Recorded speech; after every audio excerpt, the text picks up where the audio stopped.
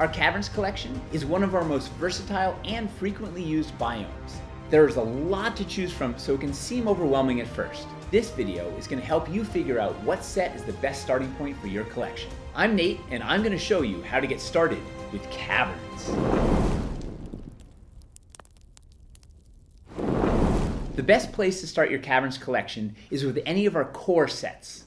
Each set is a toolbox full of the essential pieces that can build a wide variety of encounters. And no matter how big your collection grows, these core pieces will always be useful. Our core sets come in 3 sizes: Basic Caverns, Caverns Core, and Caverns Core Mega. Our Basic Cavern is a collection of walls, floors, 2 different types of corners, and it's topped off with a single stalagmite.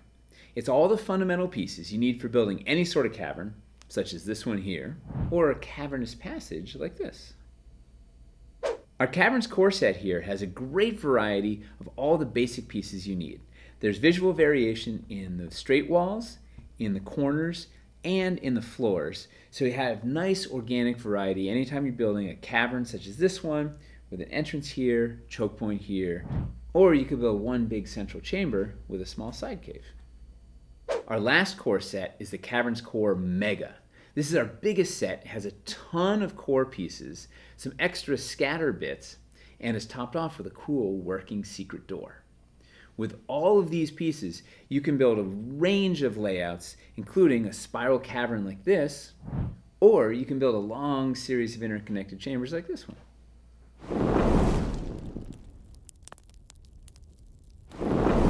So once you have a solid foundation of 1 or 2 core sets, you're ready to look at our expansion sets. These sets add creative new ways to build even more memorable encounters. We recommend starting with the Advanced Caverns Core set. This set has organic shapes that open up endless new possibilities for the core pieces that you already have.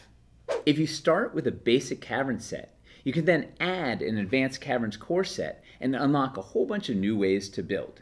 Your caverns can suddenly become much more organic and curvy and natural because of the pieces in the advanced set. You have convex curves, you have diagonal passages, you have rising walls, and you combine them with all the core pieces you already have for a whole bunch of new building possibilities. Then you can take those same 2 sets and use them to build the boss fight from the Cragmaw hideout in the Lost Mines of Phandelver. We added 1 camp pack to this to dress it up and actually made it a little bit larger than the map as drawn, so there's a little bit more playable space for a more dynamic fight. And we even have pieces left over.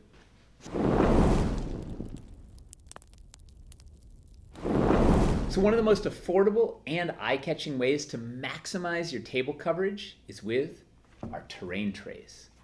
They're steel sheets wrapped in neoprene fabric. Not only do our pieces stick to them, but you can use the exposed area combined with our caverns banks to create hazards and visual variety, like this. Let's take a closer look. This build is 1 Caverns Core set plus 1 stone banks pack plus 1 of our water terrain trays. We're using the stone banks to transition us down to the negative space of the terrain tray here to create a hazard. In this case, it's just water, so maybe it's just difficult terrain or you have to use your swimming speed. We're using the whole floor to also transition down to the same terrain tray, but the whole thing now has a different look. It's not just a cavern, this is now a seaside cove, or maybe it's an underground lake or something of the sort. If we want to give it even more personality, we take our docks pack. I throw a couple of docks in here, throw out those gangplanks, maybe put a plank over this hole, and now it's like a smuggler's cave, right? A whole different feel, different encounter, now more spots for maybe you could dock your boat there or whatnot. Now if we want to go even further, we're going to do the same build with the banks, we're just change the terrain tray. So instead of water, we're going to use lava, right? So now we are in like a fiery, hot cavern. This is probably deeper down in the depths of the earth. This hazard has gone from maybe difficult terrain to this will kill you.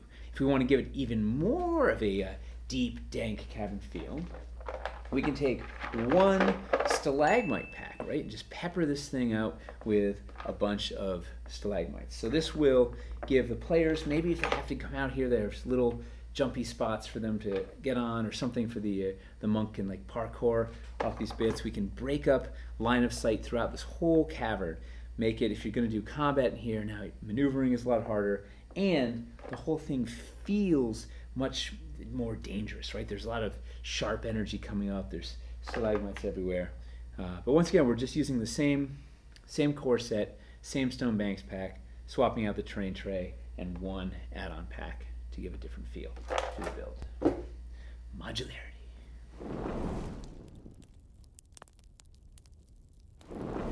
We can't stress enough that you don't have to buy everything at once. Most people build their collection over time. To demonstrate this, we're going to take a Caverns Core mega set and show how adding a few sets has a large impact on what you can create. So let's say your next session, you want your players to go down and explore a cavern complex. You take your one Caverns Core mega pack, you add one Caverns Deep Floor pack and one Mushrooms pack, and boom, you can build a big, wide open mushroom grotto with a little secret door to a secret passage in the back.